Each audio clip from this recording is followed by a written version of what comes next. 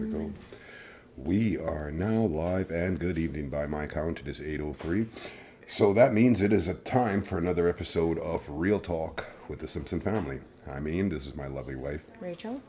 We are big family life in the Simpson family home and four F's with the Simpson family. The four F's representing faith, family, food, and fitness. Faith because we believe we can do all things through him who loves us. Family because aside from God, there's nothing more important on this earth.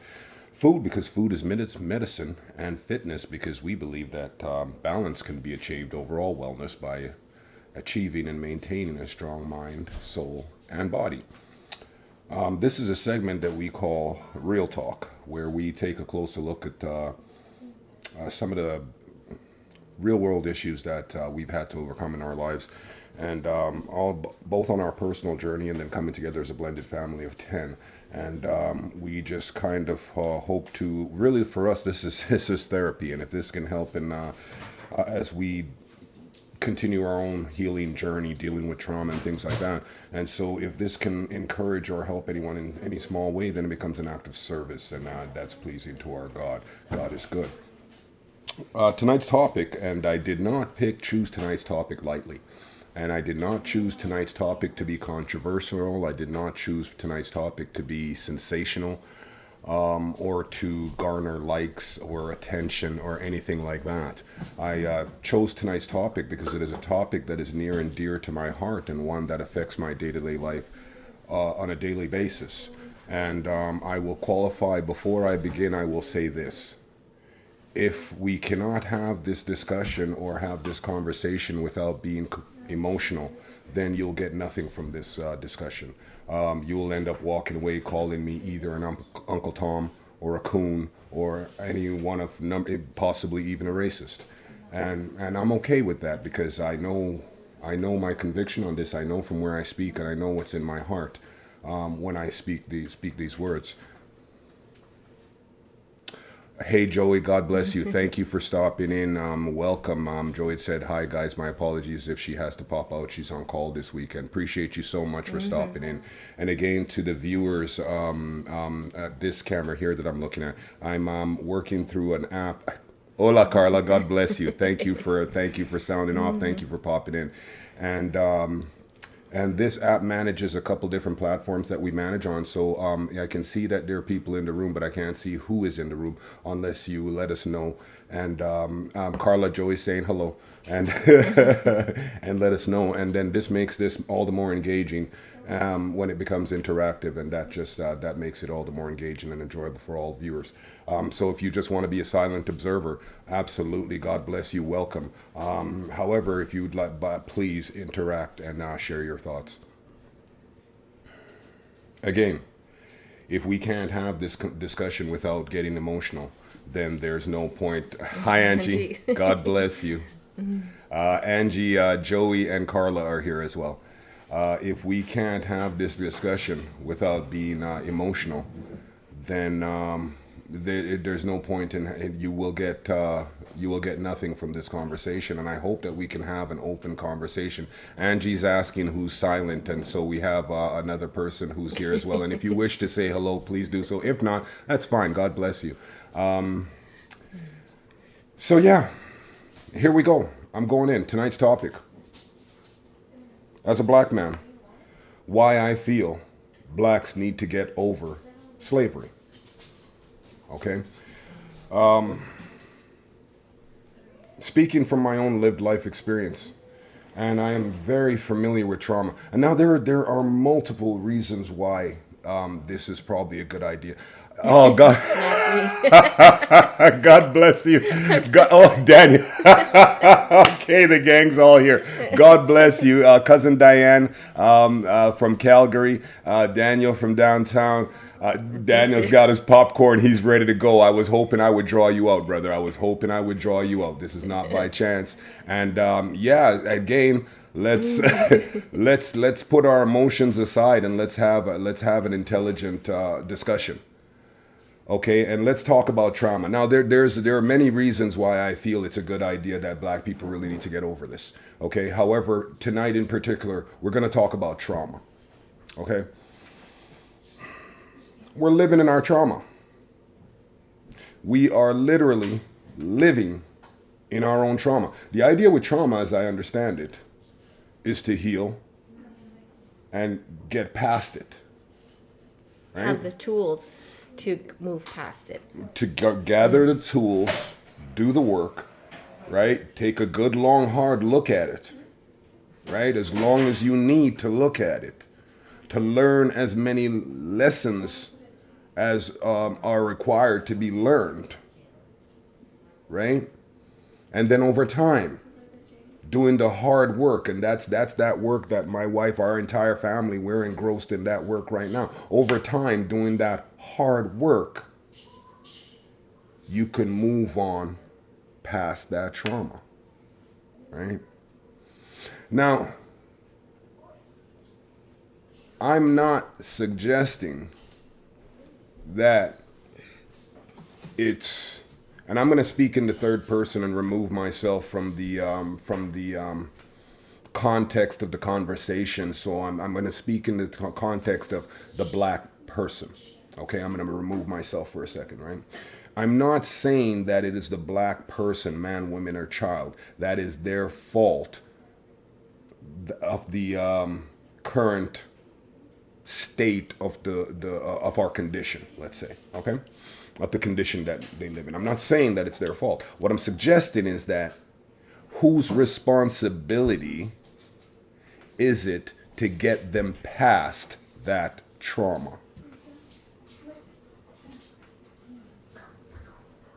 Not saying that white supremacy doesn't exist. Not saying that racism doesn't exist. What I'm suggesting quite possibly is that when we react from a place of emotion, right, then we will go out and burn down a business in the name of forwarding the cause. We will go out and do damage.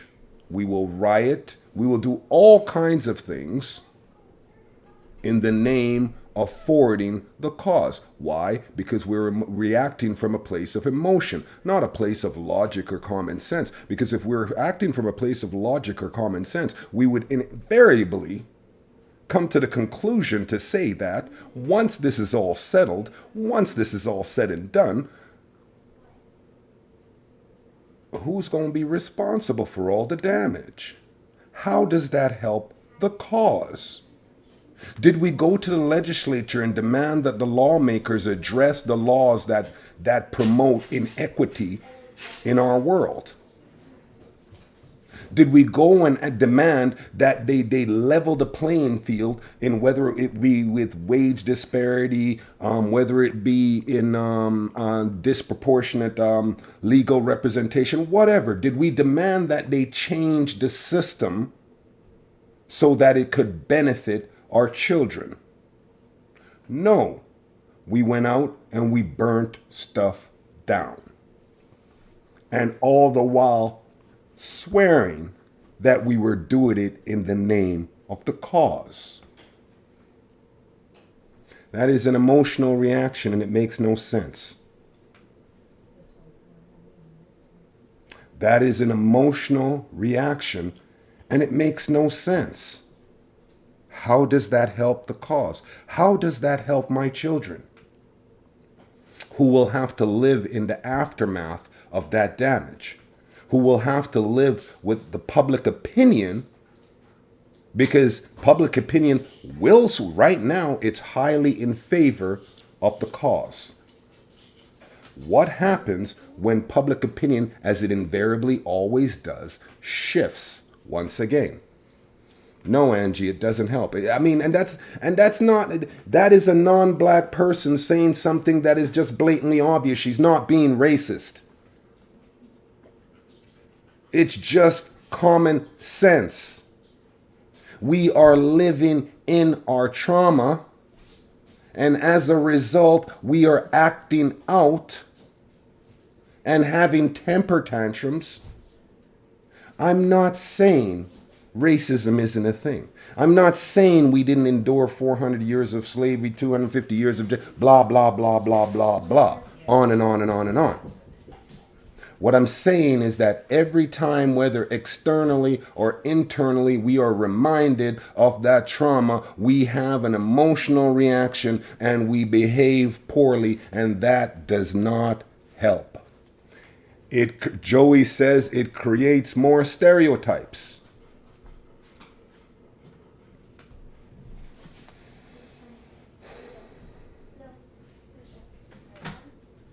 The idea is to heal from trauma, not to live in it, not to continually, once the wound heals, we pick at it. Good evening, sister. God bless you. We pick at it. We pick at it. Allow the wound to heal. This is one-sided opinion. You're speaking a small percentage of the people. Well, then speak on behalf of the other percentage, brother. This is me sharing my opinion, and this is just one person's opinion. I've been granted a platform on which to speak, and I've never been shy to share my opinion, and as such. Okay. Give me a quick second here. Okay. Let's see. I have to figure out how to do it, sis, but I'm on it. I think waiting for your response. So, what I'm on the other on the other one of the other platforms we broadcast to is Instagram, and we do that directly from my another device, which enables me. And I think Daniel. Typing doesn't work. I think that go get mom's laptop, please, and set it up right here and turn it to Facebook. And no, I'd have to do it. No, we'll do part 2 tomorrow, Daniel, and I'll add you to the Facebook. For tonight, you'll have to rough it out here because I can't restart the broadcast. And I think I would have to restart the broadcast in order to add you live. Unless you can jump over to Instagram, I can add you on Instagram. 4S with the Simpson family on Instagram. No, thank you very much. So here we are.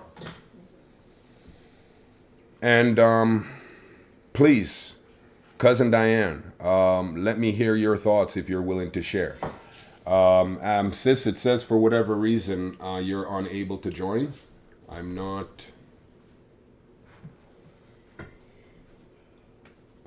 Try again. No, she'll have to. Yeah, send a request again. I'll try to accept it again. Instagram can go live, absolutely, as can TikTok. However, you require a certain amount of, I think, IG is Instagram. TikTok, where'd you see? We can broadcast at TikTok. I just don't. I know. That's what I know. I was just giving her extra information. Okay. It's just extra information. I thought I missed something. Yes, Instagram can go live. And take it. And tag. So, hi, good. Oh, hey, cousin Diane. She came over here on Instagram. And Harry, God bless you. Welcome all of you that are here. God bless you. And this is the conversation. This is where anyone that wants to join in the conversation, if you come in on Instagram there and send me a request, I'll join you in. I know that invite to join.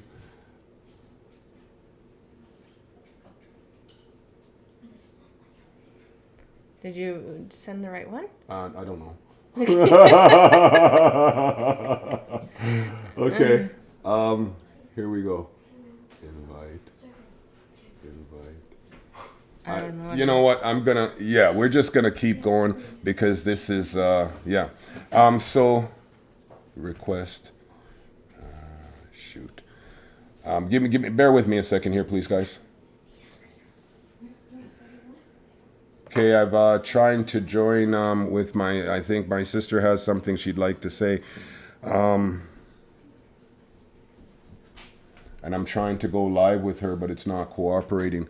And anyway, at any rate, so the idea is, as I understand it with trauma, is to move past it. And when we continue to live within that, we have an emotional reaction and then we behave poorly. Now, this is not a condemnation of anything or anyone. And that's what I said one night. If I was, okay, we could, and maybe that's what I'll have to do is I'll have to change the platform. Maybe I'll just take it out of this app and just go directly through Facebook moving forward. That way we can have a much easier time of being more interactive. That way we can join the yeah. I'll figure it out. I'll figure it out as we move forward. Then we'll figure out how to make this best for our limited audience. Thank you. God bless you, and thank you for sharing time with us. And again, once again, the point, I guess, is this for me, is that I'm not saying that any of these things are not a real factor in our lives. White supremacy, racism, systematic racism, redlining, Jim Crow. Yes. I'm not denying any of that. What I'm saying is, what I'm suggesting is, you need to personally confront Carla is saying you need to personally confront the issue in order to get past it. Absolutely. Daniel, keep pushing your message. You're allowed to live in whatever reality you desire. Absolutely. What I'm suggesting is thank you, sister. What I'm suggesting is that live in whatever reality you desire. That's the exact point. That's the exact point. That's the exact point. We're stuck in that place of, oh, I'm a victim of oppression. I'm a victim of it's no longer so much physical slavery as it is mental slavery, and we choose to remain there. It's a choice. As I've from jump, when we started along this journey, those have been with us, the way I've told you, I will never speak on anything other than my lived life experience. My wife is very well learned. She's in the university as we speak, and she's getting lots of letters to go at the background. Me, I'm more of a hands-on kind of guy. I will never speak beyond. I'm somewhat well learned as well. However, my experience is more lived, right? And my lived life experience is this. Right?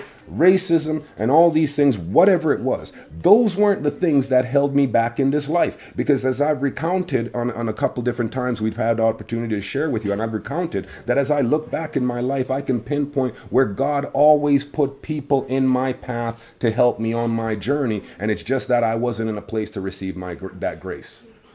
So you said, Daniel, you can live in whatever reality that you choose. And that's exactly the point that I'm saying. Black people can choose to say, hey, yes, that is a part of my history, but it doesn't have to define my future. Right? Because where God is taking us, or where God wants to take us, it's so much more than that. Right? But we stay stuck in that place of, I'm oppressed. Yes, absolutely. I'm downtrodden. Yes, we are. I'm at a disadvantage. Yes. But that is a choice that we say that we can allow, or we can just lean on God and allow him to do what he do in our lives, what his word promises, because we have the power in this life. And I'm living testament to that, to manifest our own best life. Happiness is a choice. Happiness is a choice. Let me deal with some of these comments real quick. I mean, you never get past it. Which Carla. It's not that you want to get past it. It's actually you want to heal it. And then move forward and not be stuck and allow it to control your life even further. Everything and everyone is circumstantial. You need to learn how to grow with it. Absolutely. The idea is growth. Yes, the idea is growth. And then when we stay stuck in that trauma, we do not grow. We do not grow. 100% the idea is growth. Right? And when it's already made, and gosh darn it if it's not a good crutch. Gosh darn it if it's not a fantastic crutch that we have. I couldn't because of. I didn't because of. Now, bear in mind, I'm not here saying to you that, oh, nobody here had owned slaves and nobody here was not a slave. That's not it. That argument is quite simply ignorant, in my humble opinion. I believe that argument to be ignorant. However, in the best interests of our own mental health and our own mental well-being as a nation of people, as individuals, I just believe that it is in our best interest to not live in the trauma of our past. Daniel says, humans are here to build their reality. What we choose is not always supposed to be the conflicting planetary reality. That is why the planet is in the condition it's in.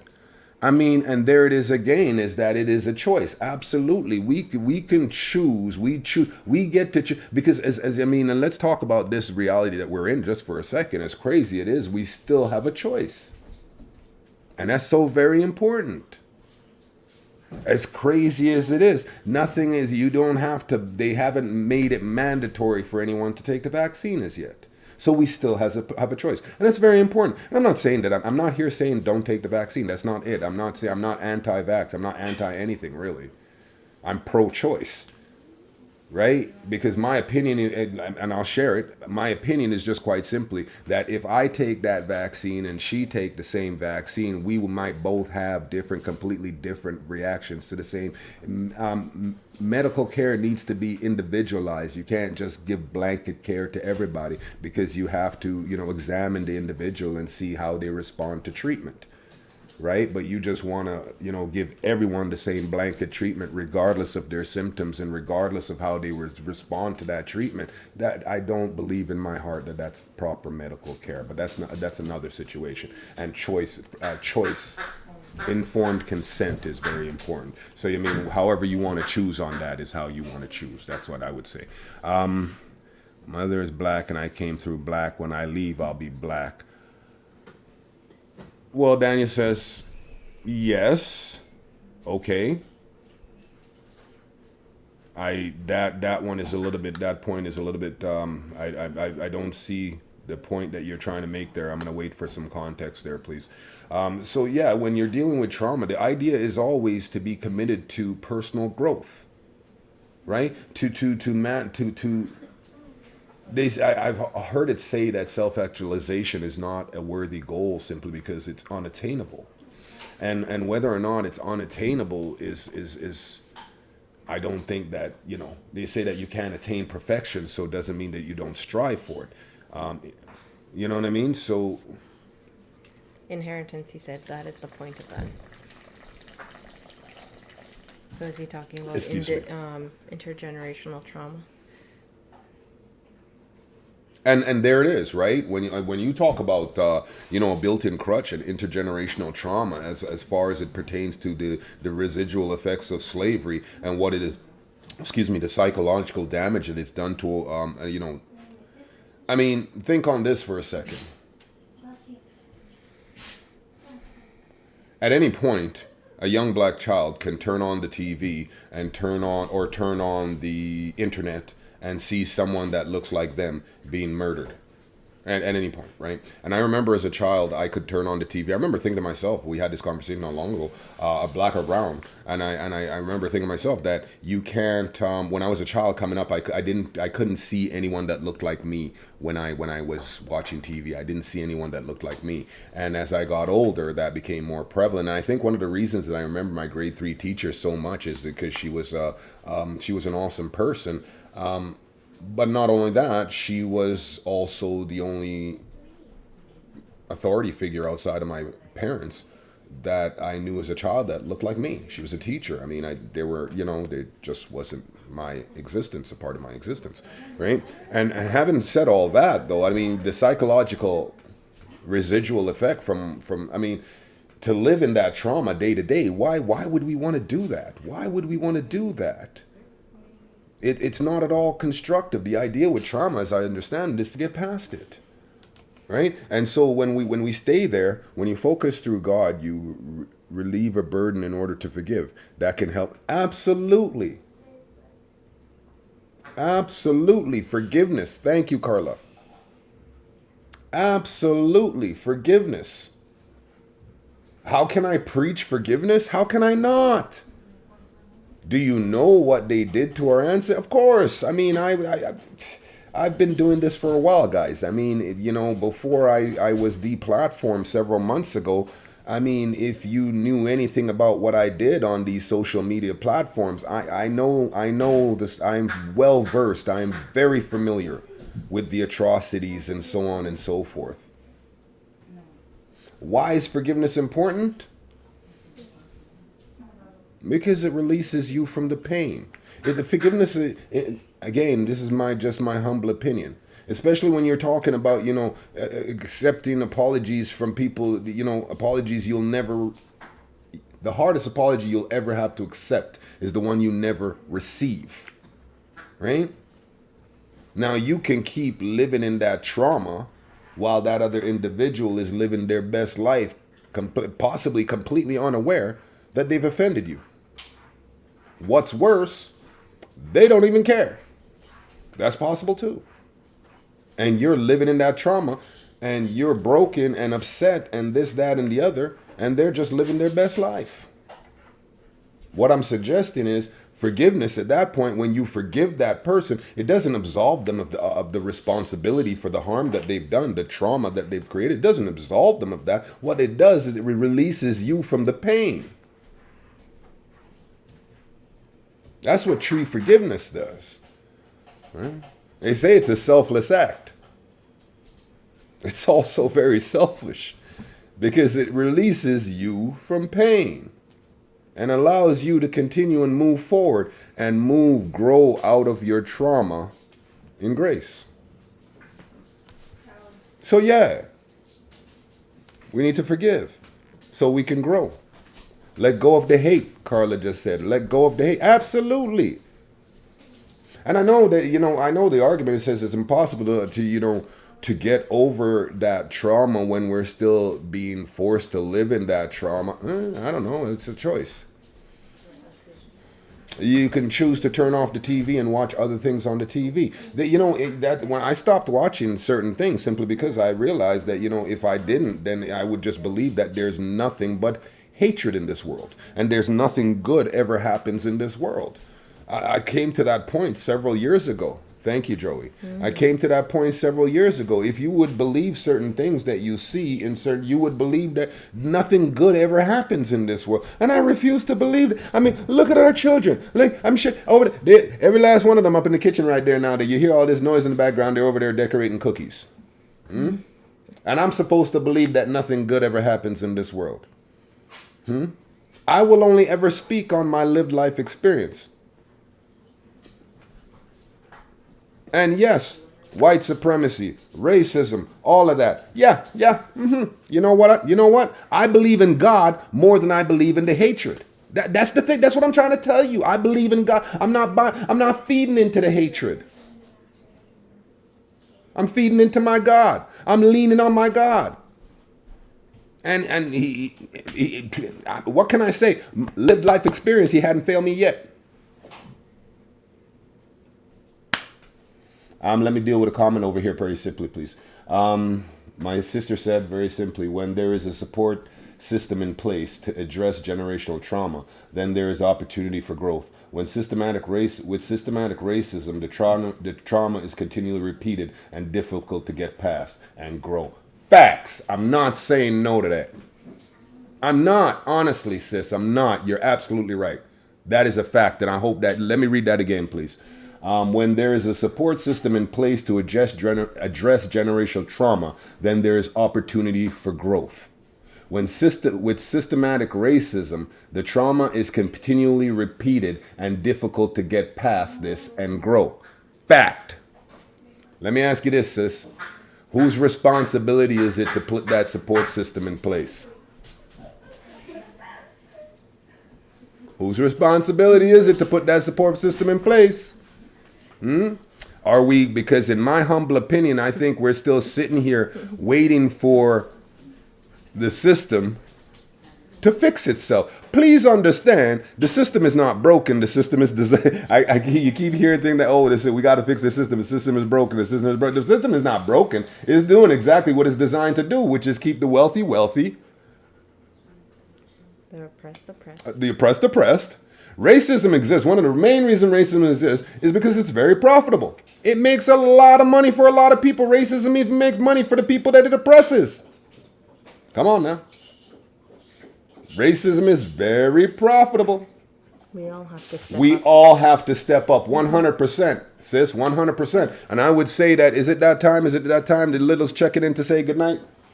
I would say, though, that, and I totally agree with you. Everything you speak truth. And as you said, right, when there is a support system in place to address generational trauma, And what I'm suggesting is that it's not for sake of a better word, it's not for the institution, if you would. It's not for the colonizer to put those support systems in place to heal our trauma. Good night, son. Say good night to Faith. Say good night to Auntie over here. Nice. Say good night to Aunties over here. Nice. All right. Go on now. Okay, so I would say respectfully that it is not up to the system to fix the problems in the black community. Step up and educate against racism. Facts. That process begins at home. Oh, how come they ain't no Black History Month courses and they don't teach about Black history in school? And how come you ain't teaching it at home? And I think one of the things when I say like educate against racism, what I've noticed. Auntie Andrea says good night. One of the things that I've noticed is that whenever I have to educate somebody else, it's actually up to them to educate themselves on Indigenous issues. It's kind of not our job to like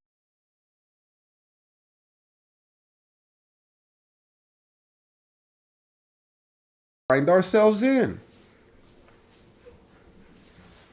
Right? That's for us to do. That's for us to do our hard work, to look within ourselves, to look at our trauma, to learn the hard lessons that are required to learn, and then try in grace to move on. I think we may have dropped. We disconnected from that stream and it started another one. Oh, okay. It started another one, but the whole thing is still recording, so we're good. We'll just we're still good and we're good over here. We had an internet glitch over here on this platform, but we're still solid over here. Okay. And hopefully we'll get our viewers back. However, it'll be fine. We'll just repost it. Yeah. However, I think you really touched a lot of the points you wanted, especially with the trauma. And I mean, again, this is not me condemning anyone or anything. Again, this is an opportunity for me to share my opinion, and I mean, you're free to disagree or agree or not. I mean, I can't see that us living in this trauma and staying here, I just don't see how that benefits anyone. Especially when we have the ability to make a choice to just be happy, because happiness is a choice. God left us with an ability to manifest our own best lives. We can do that. My goodness. Good night, my love. Say good night. Good night. Good night. Good night. Auntie Andrea's on there. Good night, Auntie Andrea. Yeah. Well, if those are my 2 cents, I guess I've given them. And I'm grateful for the fact that, you know, I have an opportunity to share my thoughts. You know, and I'm not, and I will never offer anything that I have to say as the absolute truth and the end all and be all. If anything, it's just my mere humble opinion, and my opinion will always be firmly rooted and supported by my lived life experience under God. Auntie says she love you guys. Love you. And so, with that, you want to have the last word tonight, sweetheart? No, I think. Okay. Good night. Thank you all for coming and also engaging. And Andrea, thank you for stopping in and just sharing. We love you and miss you. And everybody, we'll see you Is it tomorrow or Monday? I'm not quite sure. Monday.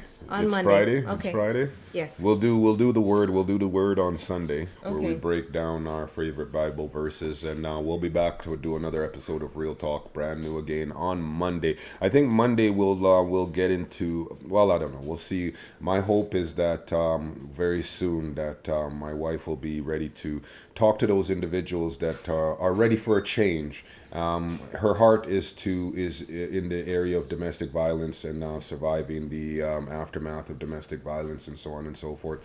And she's getting herself prepared to reach out and in hopes of helping others heal from their wounds, sharing a little bit of herself, and she's preparing herself to do that, and will be on her time. And I really feel that that'll be really positive, and that's going to be really powerful stuff. And I think that others can draw strength and encouragement from her story, and then it becomes an act of service. Thanks all for coming along. It was a tough topic tonight, but thank you for sharing your thoughts. Love you all.